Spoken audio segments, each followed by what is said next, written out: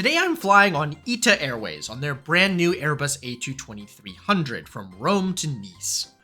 ITA is the successor of Alitalia, the prior flag carrier of Italy, that went bankrupt, and rightfully so given gross mismanagement and incompetence.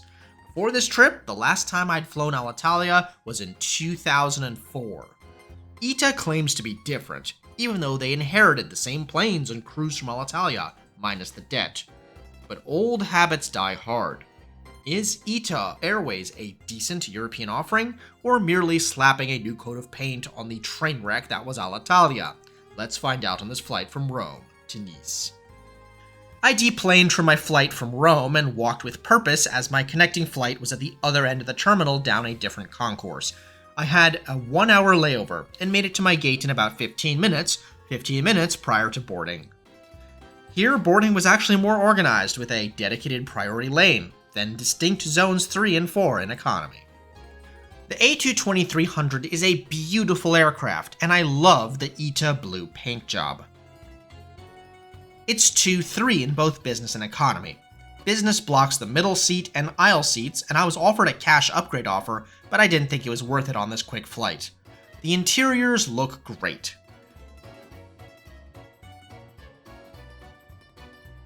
Seats themselves are fine with 30 inches of pitch. There's both USB-A and 60-watt USB-C, enough to power a laptop or fast charge a phone. The window shades also have this cool cutout design. Boarding was quite slow, but I actually saw this as a good thing. I only had an hour between flights and was worried that my checked bag wouldn't make it. I normally don't check a bag, but ITA has a very strict 8-kilogram weight limit for carry-ons. The minimum connection time in Rome is 30 minutes for domestic and 45 minutes for international, so surely a 1-hour layover would be enough time for my luggage to make the connection, right? But the AirTag I had in it was still pinging in the baggage staging area. Hoping the AirTag was wrong, we pushed back from the gate.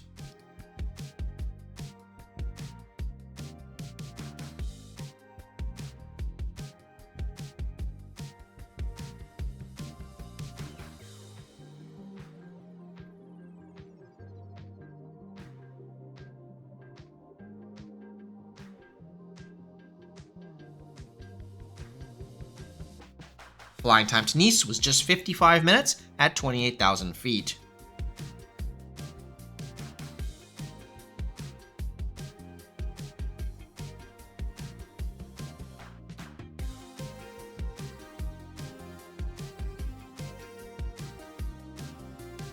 There's various paid Wi-Fi options. While the long-haul planes and A320neos have streaming entertainment, the A220s don't. There's even a free snack service where I got a Coke Zero and chocolate cookies. There was no buy on board option or menu. So let's talk about ITA Airways. Some people claim it's a brand new airline. Legally it is, sort of. But one could argue it's just Alitalia slapping on a new, albeit nice looking, coat of paint. Alitalia was formed in 1946 after the end of World War II. Operating from then until 2021, the airline faced incredible financial troubles. During that entire 75-year history, Alitalia only recorded an annual profit once in 1998. Propped up by the Italian government, ownership changed hands multiple times. Air France bought a piece, then Etihad, before COVID-19 overwhelmed the debtors and they had to call it quits. So in October 2021, Alitalia ceased operations, and ITA Airways launched flights the same day. Same operating license, same planes, and most of the same slots. Debt was wiped clean, crew rehired at significantly lower pay, and the planes were slowly repainted, though many still carry the old Alitalia paint job. The move wasn't without controversy, with flight attendants not rehired by ITA having a strip protest, and over 2,000 employees are still being paid by Alitalia through 2025, even though Alitalia stopped flying in 2021. Later, ITA even bought the Alitalia branding, and they now have the tagline "Inspired by Alitalia" and have the Alitalia logo painted on their engines, so I'll let you draw your own conclusions. Corporate needs you to find the differences between this picture and this picture. They're the same picture. These A220s are new to ITA, however, and they've also introduced a really great new business class product on the A321neo. But fundamentally, has anything really changed at ITA, or will history repeat itself? Well, as I predicted last year on my video on Swiss's A220, Lufthansa swooped in and will be acquiring the airline.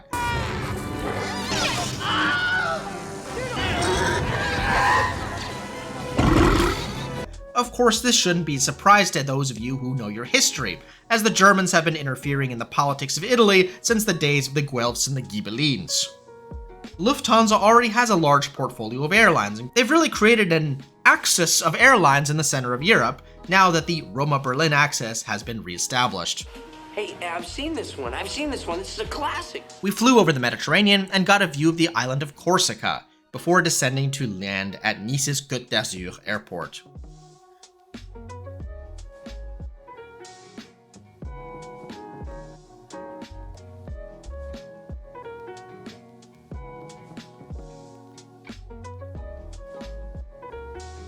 We taxied to the gate, but there was an issue getting the door open. So close, yet so far. Ladies and gentlemen, Captain speaking. Just to inform you that the ground staff just called maintenance. The finger is blocked and is not moving.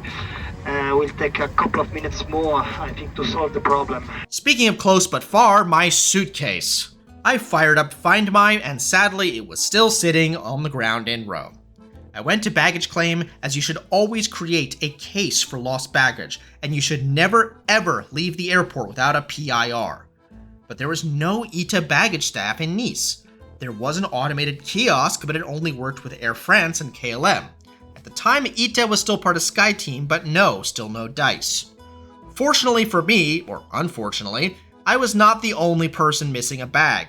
A security guard told us to exit and contact baggage services. We found a locked door and pushed a button for the outsourced baggage company, which rang a phone that nobody answered. After constantly pushing the button for about 15 minutes, we finally got a voice on the other end who let us in, and we could start our claims. Having an air tag in my bag was essential, so I left the airport empty-handed. That's why I put my toiletries and 2 days of clothes in my backpack. My bag was put on the first plane the next day, but wasn't delivered to my hotel until 24 hours after my flight arrived. So ITA Airways. Of course I'm gonna dock it for delaying my bag. But the onboard experience was fine, honestly on par with Air France, and definitely better than British Airways. I'd love nothing more than Italy to have a great airline with direct flights to North America. Anything to avoid the infernal hellhole that is Frankfurt. With ITA joining Star Alliance, perhaps there'll be award availability on the direct flights to Rome, which I'd love to take. But ultimately, ITA is an Italian airline, with all the corresponding pros and cons. Well, I'm here enjoying Côte d'Azur here in Nice, hence the name of this series. I'll see you next time for the start of the final Nice redemption as I fly British Airways to London and back to the US.